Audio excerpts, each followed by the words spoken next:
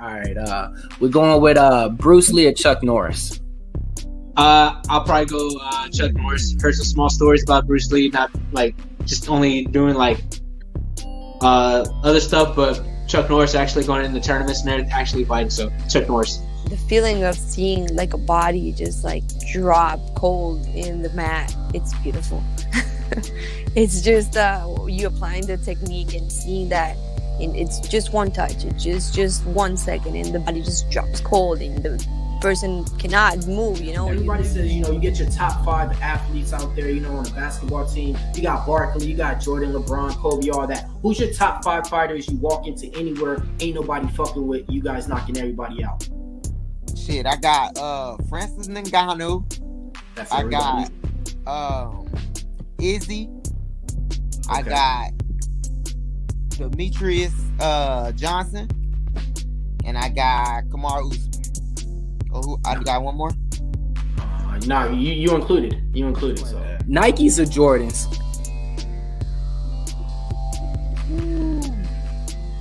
I'll go with Jordans all day. I'm rocking some right now, bro. What you got on? Let's see real quick, man. You got the 13s on? What you got, bro? Man? Let's see. He walking into the gym. Retro 5. Yeah, OG, white cement. Take us into the locker room with you. So when you're walking out of there and your name's being announced, what's going through your mind? Are you?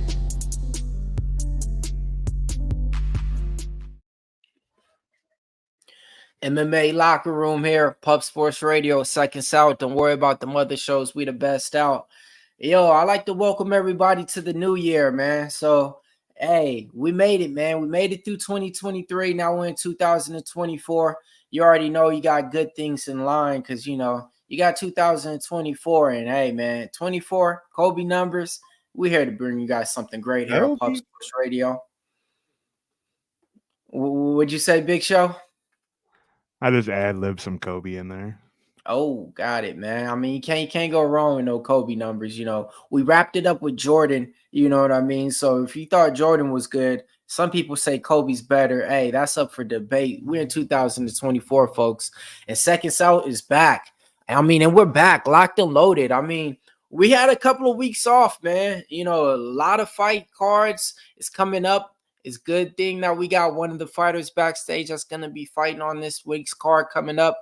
But before we do that, man, everybody needs to know we do the best live streams over here at Pub Source Radio every single Saturday. That's where you guys need to watch the live streams at. We give away $100 just for you guys to enter in who you think's going to win the fight. That's all you got to do. Hey, it gets no better than that. Speaking of that, man, we talked to him once before, had him in the locker room before. UFC Fight Night is going down, main event. You got Johnny Walker versus Magomed Ankalaev on there. That's going to be a good one. You got some fights on the prelims, though. That's going to be really exciting. Should be on the main card. We'll see what happens, though. But, one of the fighters on the main card, on the prelims that we got backstage, goes by the name of the Maniac, Marcus McGhee. Let's welcome him all to the show. How's it going, my man? Hey, what's going on, man? Thanks for having me on. Man, it's all good, man. It's all love. Welcome back, man. Hey, so second time guest back here at Seconds Out, man. This time though, you was able to get a couple of more wins since I seen you last time. So how's everything going with you for the new year? Yeah, everything's been going great. Blessed to walk into the new year. Some people didn't make it. Lord rest their soul, but we made it. So yeah, blessings, man. Yeah, man. So with that being said, man, Christmas, some people got gifts, some people got fight camps to go to, and which one did you partake in? Yeah, I partook in the fight, the fight camp. Don't get me wrong, I did host Christmas with the family and everything like that, but that was just for sentimental reasons. Even though I'm in fight camp and that's my job, the days keep ticking by, family members keep getting older, so I can't let that be an excuse for me not to spend the time that we have with the people we love. So definitely still spend some family time, but just stayed away from all the extracurricular activities. Yeah, man. So yeah, it's funny that you say that all the extra stuff because people came up to me today as I was doing streams and they were asking me, and I was like, "Hey, what do you think about the fight card coming up this week? You know, since they're around holidays and a lot of people had a lot of time off. Do you think any fighter's gonna come in out of shape, miss weight?" And I said you might see a couple of more fights on there being like a catch weight announcements or anything. Like, what's your thought on that? Is it you think everybody's going to come into this fight week disciplined, or do you think we might even see some more fights even be called like a catch weight by the time we get to fight night? No, I think everybody should be disciplined. I think we're professionals, especially at the highest level. So um, I I would be surprised if some guys did decide to come in overweight. I mean, that's our first job, right? Our first job is to be on weight, make weight. Uh, and again, I kind of feel like it's a little late for people to be trying to call out for catch weights. Like that should have been something you was talking about when you were eating that extra sweets. So I don't know. I think people will be pretty disciplined. Got it, man. And I mean, you have no disregards for anybody out there missing weight. I mean, you came up on short notice, got the job done, and then you came back in your second fight out there and got the job done. I mean, 100% finish rate, 8 wins, all by finish. I mean, what is it that just makes you finish your opponent? Because I mean, some people honestly, like they've been fighting for years and they probably got one or two finishes, and that could even be a fluke. Seems like you finish everybody just like on a habit. Yeah, I think I train that way. Not necessarily trying to hurt my teammates and everything, but we train hard. I put in the effort, to find those shots. And then I'm not rushing things, I'm not like I love the fact it's dope that I have 100% finish rate, and I do plan to go out and finish guys, but I never expect to. I'm always expecting a three round war. I'm expecting the full fight to go through. But any chance that I can get to expose any moment in there, I will, and I'm looking for that. So I'm looking to put. That's what I look to do. So I think that just plays in my favor in these fights, and I keep on finding these finishes. But again, it's not something I'm too attached to. I do want to get finishes. I do want to be exciting. I do want to look good doing it, but I'm not too attached to it.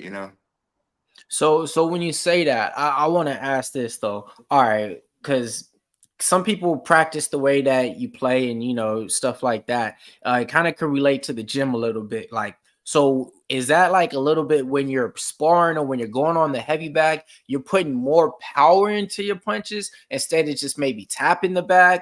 Or did you put any of that emphasis into your practice mode too? Or is it just kind of, just no, you just flow with it in practice, but when it comes to fighting, you fight that way? Because it kind of seems like, like anything you touch, they go to sleep. Yeah. Yeah, and I mean it's been that way, and I mean I appreciate it. I'm thankful for the fact that it's been that way. But it's just intention, I think, right? It's the intent behind things. And yeah, on the bag, I have my power rounds, I have my touch rounds, I have my range rounds, I have my short distance rounds. And I'm thoughtful in those moments, and we think about exactly what we're looking to do when we're in those ranges.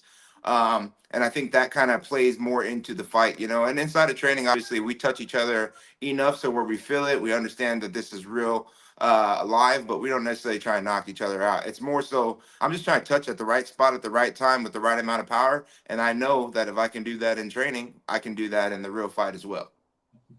A little bit more like you're trying to punch through, not just punch to, right? Like how they train in back in the days, right? Always you see your opponent try to punch through them, just don't punch to them. Maybe like stuff like that seems like it comes into play. I mean, simple technique stuff that they teach way back in the day when we started off learning martial arts and karate. Has any of those things stuck with you from then to now?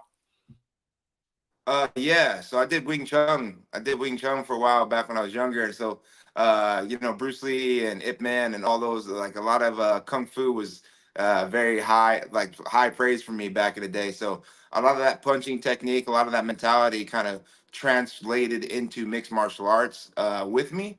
And I kind of carry that into there with me. So very much of the, punch through. There's two places, there's the front of the board and then there's the back of the board, and if it's a person, there's the front of the face and the back of the face, and it's two punches. So I definitely agree with that standpoint. And then just, again, I think timing, precision, distance, those things, if those things are measured right, power is always going to be there.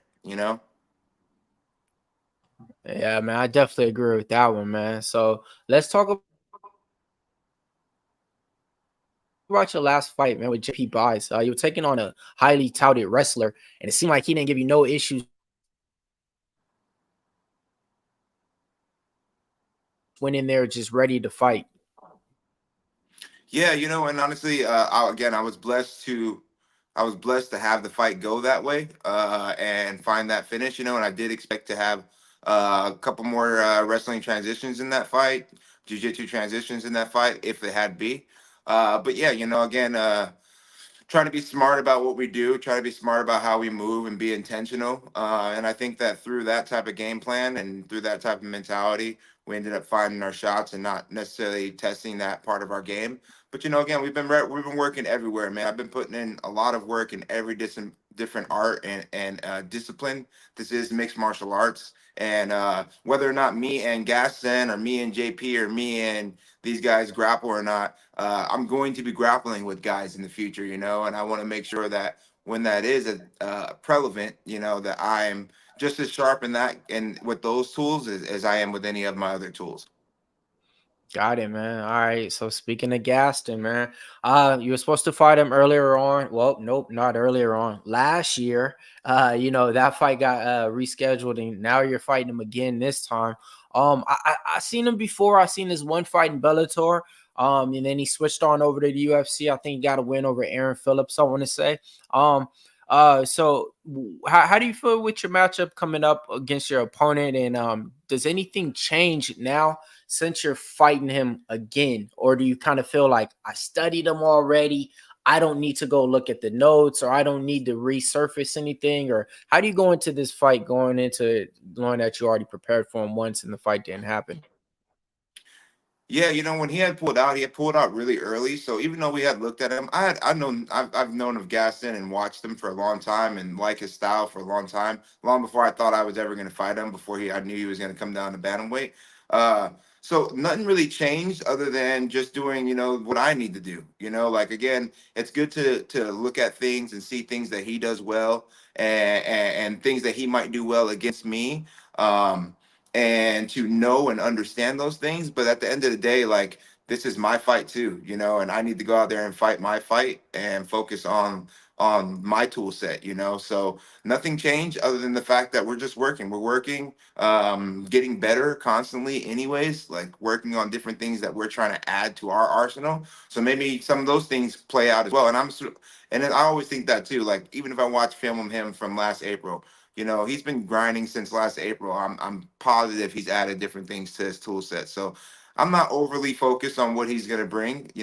I just need to be fresh and I need to be methodical about what I'm gonna bring. Nah, I feel that 100%. So kind of relying on your game 100%, and knowing he's going to add certain things onto it. But it's impressive to know that, like you said, you were watching him before this, and then like, all right, you're moving down now to this weight class. So you're well aware of what he brings to the table and everything. Let's talk about the contracts and the fights, though. I mean, third fight now coming in. Did they sign you up a new deal? You still going in on that same rookie contract, or new year, new man, new maniac?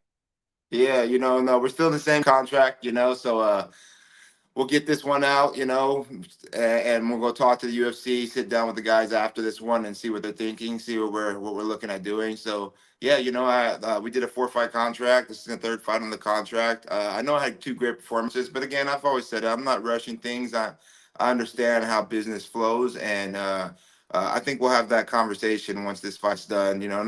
Not counting my eggs before they hatch, but I just uh, I just think that, yeah, those are conversations to be had after this next one. And then are those conversations that you're going in like by yourself with? Are you going in with a specific manager? Are you going in with anybody from the MMA lab? I mean, you guys are kind of like, kind of running MMA a little bit right now on the scene, so a lot of people coming out with wins and stuff like that. So when it comes to stuff like that, like, yeah, you being a fighter now like that, like how do you approach that?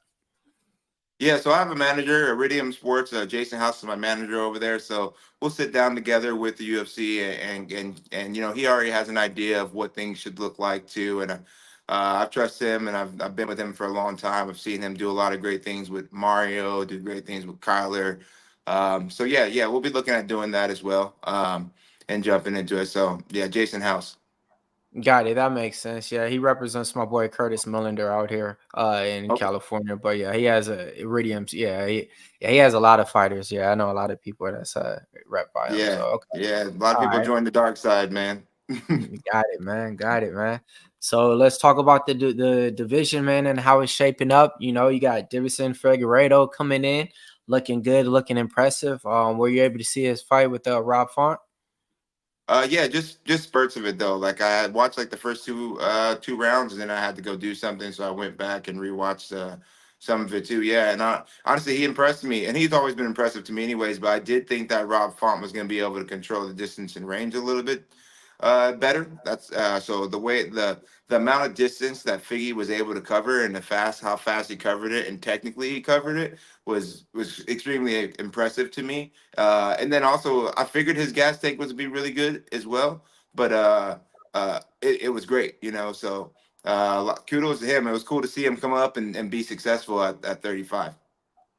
Got it, man. I got to give you a kudos on this though, man. So when we had you on the show, you know, we talked about some future matchups, and for say, you know, it was only right. I had to ask you at the time about, you know, Aljo and Sugar. We laid out a game plan on how it could happen, and you know it happened, you know, and at the same time you were respectful to Aljo, you know, and you was telling, hey, you know, but this is how he can win, this and that, you know, I got to be smart, you know, but yeah, so it happened. So you know, your boy done got the belt in, you know. How you think it's gonna play out now, man? Sugar Sean O'Malley taking on Cheeto Vera in Miami. Yeah, you know, going to it again, like Cheeto's very tough, you know. But looking at the first fight, even going back and looking at the first fight, and I'm biased. I believe in Sugar. You know, I think Sugar got the belt, and he has a skill set that people are gonna have a hard time with for a long time. You know. But if you go back to the first fight between Cheeto's great. You know, and there's taking nothing away from Cheeto. But the first fight, you know, Sugar was looking really good in those first 2 minutes. You know, I think that compromised leg kick did happen. Now, to say that that can't happen again, you know, maybe it can, you know. Uh, but I definitely think that played a huge part in why the fight went the way it went. And I think it'll be something that's in Suge's head, but also something that he's aware of and that he's gonna prepare accordingly for. So I do see Suge getting that win again. I do think he can get a finish as well, but one of the hardest people in the division to finish, I believe, um, is Cheeto, and the reason is he's just so methodical. He's very hard to hit. You know, very defensively sound. Great grappling premise, positional. I mean, he has such a great arsenal that it's going to be a very tough task for Suge to get him out of there. But Suge does have a style that he does go out there and get guys out of there, and it's based off of pressure, based off of distance, based off of setting up certain shots. And Tim Welch develops a great plan as well. So it's really great. I think it's a great matchup, great fight, and yeah, I'll be looking forward to seeing how it all plays out. Got it, man. Yeah, man. Tim Welsh definitely's been doing his thing over there, putting his stamp on everything. Yeah, preparing it seems like sugar for everything as well.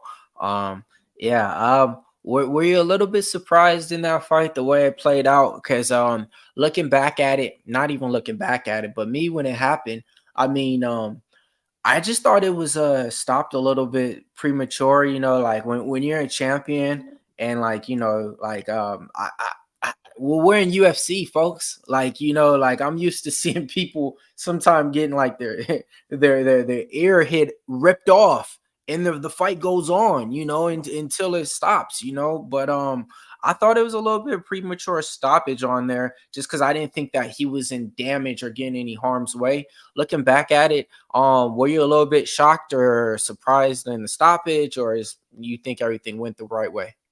You mean for the Aljamain stoppage? Yeah. I think it was a good stoppage. I won't say it was a bad stoppage. I could see where people like he was rolling over. I could see where people would like be like, hey, people have let fights go on that are way worse than that as well, especially championship fights. But I will say he was extremely hurt. It's one thing to fall forward, right? It's another thing to fall backward. But when you fall forward like that, that's concussion. That's different. That's different. So I definitely think that played a big part in it. That how he fell forward, first, and then it absorbed a bunch of shots after that. So I don't think it was premature. I think the ref did his thing, but could it have went on? I mean, we have seen it, right? We have seen Yeah, fights that should have gotten stopped go right, on longer. So I mean, it's just one of those things in sports, like judges, right? The judge, like, don't leave it in the hands of the judges. right. Like it's like one of those things. Don't leave it in the hands of the referee. I mean, so what's the swag like? What's the arrogancy like around in the gym now in the camp when the champ's just like walking around in the gym now and like I mean they had to bring up the motto on everybody a little bit. I mean, because y'all was already doing y'all thing. When I say that, hear me out.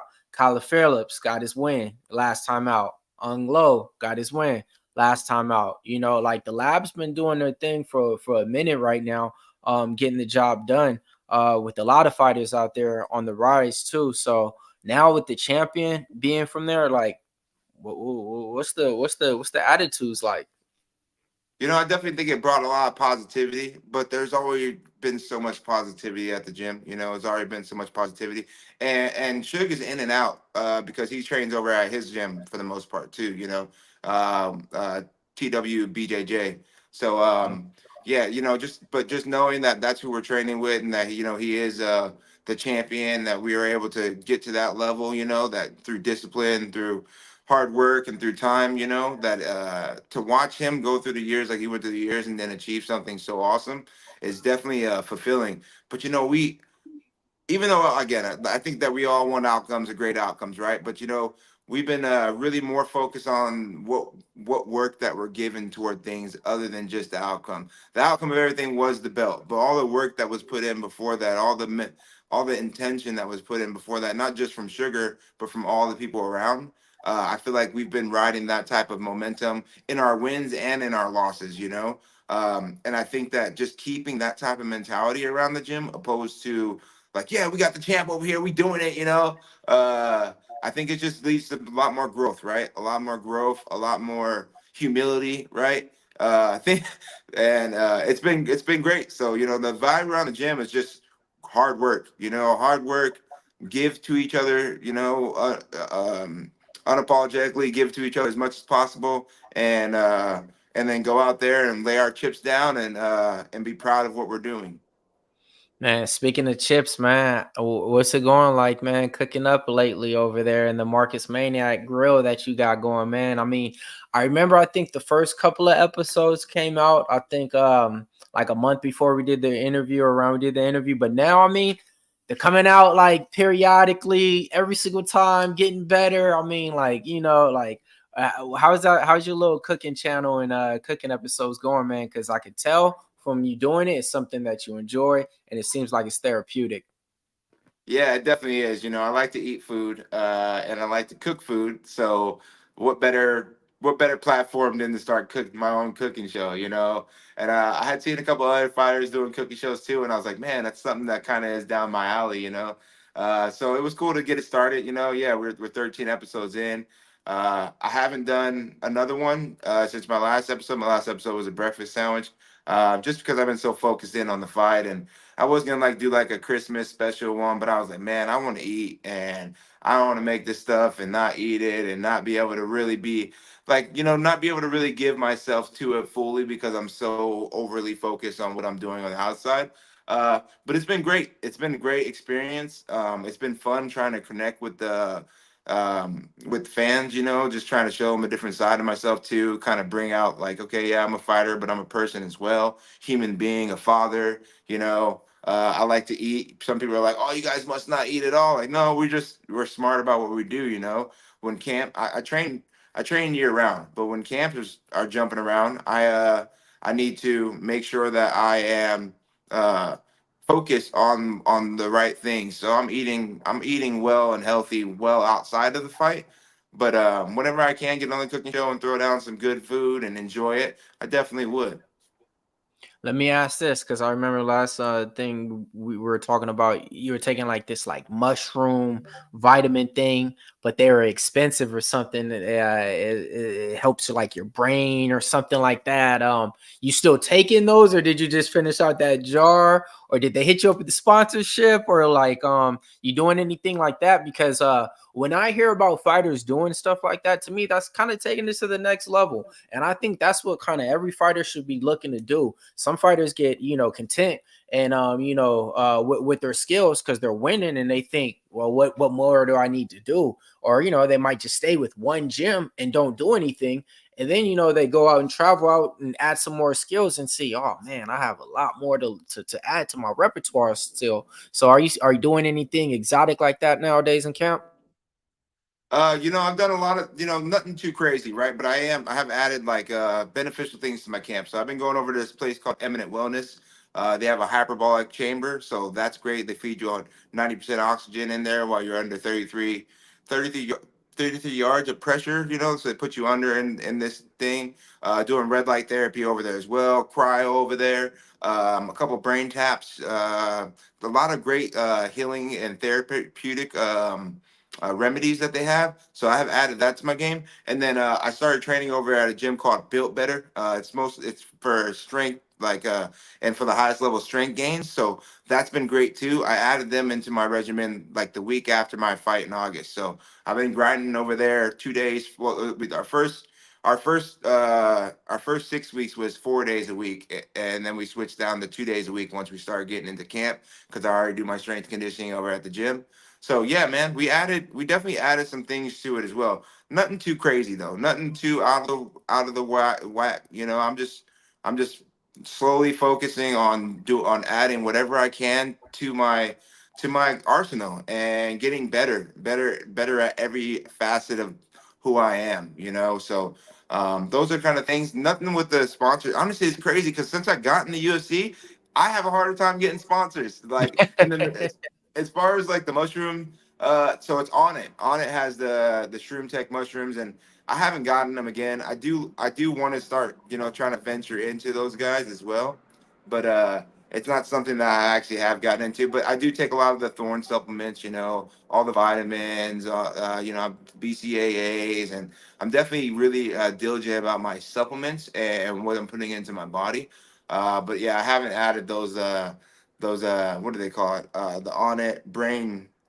Ah Yeah, man, Joe Rogan's talking about it all the time, but I haven't been taking those. Maybe you just reminded me and I'll jump back on that bandwagon too, and maybe they can throw me a little bit of, a right, couple extra right. bottles. Especially we mentioned it a couple of times here, make a nice little clip and send it out. I could definitely, yeah, we'll get it up. We'll get it up. But somebody from the chat is saying, last time you had some good McDonald's. Who, me? Yeah, that's what somebody's asking right here. Last time you had some good McDonald's, Buffalo? Nah, man, not McDonald's. I went and had after the fight last time. We went over to, I think it's like Saliana's or something. That's right at the beginning of the strip in Vegas, man. And they make like these burritos that are like carne asada French fry in a burrito with all different types of meat and cream cheese, or not cream cheese, sour cream, guacamole, and they wrap it in bacon and fry it in bacon. Oh man. So I'm definitely hitting that spot right after the fight, no matter what. Yeah, yeah, yeah. So I mean, third fight now. What? So have they all been now in the Apex, or Yeah, so Yeah. they all have. Yep, this is the third one in Apex. And I'm not too upset about it at all. It doesn't bother me. It's a fight. We could be fighting in the alley. It doesn't bother me at all. It's a tough fight against a tough opponent. And I'm gonna go out there and I'm gonna display my skill set to the best of my ability. And it'll be at the Apex. And God willing, we'll move at his pace, at his speed into whatever's next for us as far as crowds. Speaking of that, though, let me ask though, like, because I mean, you fought in other events in LFA, to where it's packed out, and the crowd cheering and stuff. Now you fought 3 times now, in the UFC Apex with, the crowd's not cheering and stuff. Like, does it is there any difference in it? Like, is it a little bit like, yeah, I can kind of hear what they're saying too, so I can benefit that. It makes me a little bit sharper. Or is it just kind of like, hey, man, once the game gets started in the gym, just like COVID and basketball, it didn't matter if people was in the crowd, they were still shooting the ball and the ball was going in.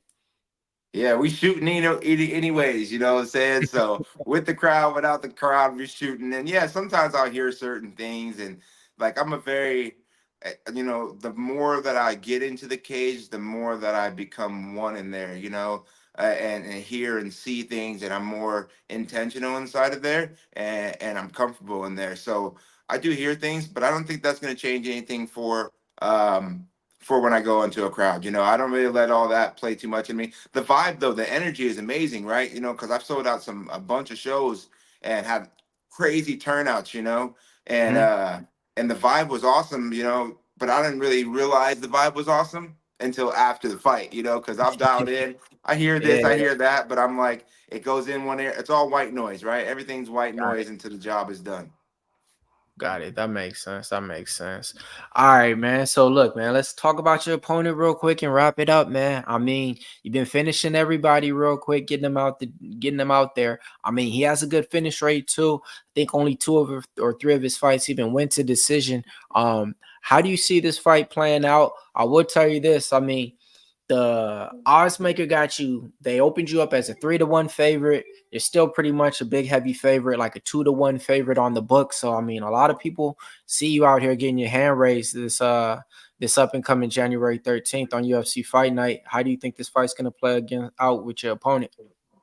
Yeah, I feel the same way. Obviously, I'm not doubting him at all. I think he's going to bring everything in his arsenal. He's had the time, he's had the ability to prep for this fight for 5-6 months now. So I definitely think that is going to be something that's been on his radar.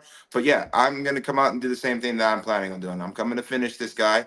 And if we go to distance, all great. That's glory too. But if I do get a chance to find a finish in there, I absolutely will take it. So that's what I'm going to say. I'm going to go out there and do my best to finish this guy and put him away. Got it, man. Last but not least, man, somebody wants to know what's the natural weight that you usually walk around at before camp. Why does everybody want to know that? Everybody's all for my business, man. That's a secret. That's a secret. That's the Just, word around town. See, okay, yeah. got it. So somebody Just know popped in this. probably to It see just, that. Let's see. just Yeah, know this. If I wanted to go to 45, I'd be cool to go to 45. Know that. Like, I definitely, not a small bantamweight, and I definitely get up in weight, But I'm pretty much like I'll have abs and be up at a high weight. So like again, that was some people were talking about Gaston's going to be pretty big, and I believe it. I think we're going to be both big guys in there, because he is dropping down to 35 as well. But 45 is always a question. We've always teetered on that. I'm disciplined and I'm diligent, right? Mhm. And I've been given those gifts to be able to do that, which has been able to get me down to 40 to 35. And I do what I'm supposed to do. But yeah, I think I definitely think I'm one of the bigger guys going back into the cage too. Yeah, like you said, I mean, don't change anything, no reason to. They're saying you're going for one of the greatest skaters out there. The MMA best skater. I mean, Jalen Turner might have something to say about that. He's pretty good out there doing his thing as well. And it's the same thing. I mean, he's kind of big in his weight class, but it's like, hey, you ain't gotta move up. You don't need to. You guys are holding it down in your own weight classes, own divisions. No need to do anything with that, man. Oh man. All right, man. So let's go ahead and wrap it up, man. I'm gonna go ahead and give you the mic right now to shout out some of the people on your team, some of your sponsors, your family, whatever you want to do right now. The floor is yours. Just want to say thanks for coming on again with us the seconds out. Let us know where they can catch you out, what you got going, everything on for 2024. Absolutely, absolutely. First, I just want to give glory to God as always, man. I wouldn't be able to do what I do without Him giving me the grace just to be able to wake up and breathe. And then glory to my team too. Praise to my team. They've been with me for so long and pushed me through times where I was having a hard time in life. So my team at the MMA Lab, I love those guys. Also, Riz Pharma has been helping me out a lot. I've teamed up with Built Better over in Scottsdale out here, strength My strength coach Justin over there is great. You know, he has a great facility. They're doing a lot of great high level things over there as well. So I'm super stoked to have them on the team. Eminent Wellness as well, putting in a lot of work over there as well. Just red light therapy, hyperbolic chamber, just trying to maintain recovery. And then Abel Ucello out here, he's been has his own martial arts school over here too, and he's been working with me constantly. We've been whipping it up, you know, just again to add into our tool set constantly. So I got to give praise and thanks to him, man. Just thankful to all these guys, all these people that are just, you know, pouring into me as I pour into them, and yeah, I'm just blessed, man. And then as far as everything else goes, my Punches and Pints podcast and my cooking show should be up probably the week after the fight. You know, again, I've been really focused in going into the new year. I'm gonna try to play it into like going into season 2, right? Because we just finished up season 1. I just got about 20 episodes of my podcast, 14 episodes of my cooking show. I want to take it to the next level, so I really want to get out there and do some collabs. Talking about skateboarding, I'm really looking at setting up a skate competition, or even just like a skate sesh with like Jalen Turner. There's a couple other guys I hear that are skateboarding too. I'd love to reach out to those guys and start giving back to the skateboarding community, you know, doing cool things that we can do to start giving back and setting our presence out in that way too. I think Jalen's a great guy for that as well. He really wants to give back and show that part of it. And that's something that's huge in my heart as well. So be looking out for that stuff too, guys. Got it, man. All right, man. We're gonna get them on out of here. Before we do that, let's go through these rapid questions real quick. All right, man. Henry Cejudo versus Marab. Who you got in that one? Real quick, rapid. That's such a tough one, man. And I feel like Marab's going to bring that pace that he usually brings. But, man, something tells me that Cejudo's got something for that, man. You know, I think he has the type of style that can slow that pace down, you know. So, I mean, I'm going to go with Cejudo, man. I think Cejudo's going to go ahead. I don't know if he's going to finish the fight, but I definitely think Cejudo's going to be able to slow down that wrestling pace and find some shots. I mean, people are sleeping on his striking. His striking has come leaps and bounds. And he's a big guy too. He's not a small guy, you know. He cuts a lot of weight as well. Even to get to 25, he's cutting a lot of weight. So I definitely think that the size and the height and the stature is going to be a clash of the fight. Alexander Volkanovski taking on Ila Topuria. Man, I can't go. I can't go against Alexander, man. He's the GOAT at 145 right now. Even if Topuria gets him, you know, I feel like his resume has spoken for itself. What he's been able to do, how fast he's been able to do it, his turnarounds moving up to 50, 55. Like, man, that guy is just a stud of a fighter and a stud of a human being, you know. So yep, I'm going with him. Interesting fight between Sean Strickland and Dricus Du Plessis. That's a tough one for me too. I think I see Duplessis coming out and getting the win, but that's not. I believe that Strickland can go get the win too. I think Strickland's jab is phenomenal, right? I think people sleep on his jab so much, and he uses that thing very well. And I think that if he can establish his jab early and mix in his own grappling exchanges and put the pace on Duplessis, I think he gets that win.